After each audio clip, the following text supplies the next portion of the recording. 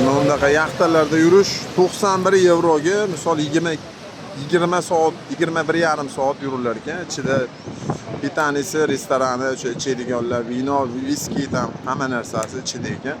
91 yevro bersangiz 21,5 soat aylantirar ekan Parijda atrofini suv daryolarida polностью. Ichida bitanisi hamma narsasi bor ekan.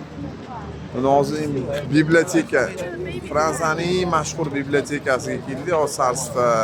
Sarstva emas bu.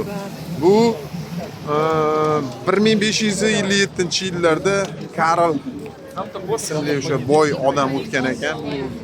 Bu yerda bu o'ziga shunaqa saroy qurdirgan ekan. Bu podsho emas, bu o'sha davrda millionerlari, podsholalar, boy odamlari bo'lgan ekan. Hozirgi kunda eng katta bibliotekalar ekan. Bu biblioteka ekan. Hozir oti nima edi? Buni oti esimdan chiqib qoldi buni. Nimani? Biblioteka bunisidan. Yo'q, zdaniyani bir narsada oti esimdan chiqib qoldi.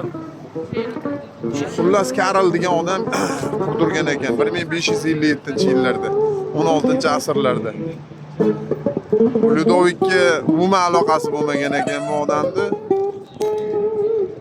Rost o'z davrini millioneri bo'lgan ekan. Hozirgi Bill Gateslarga o'xshagan.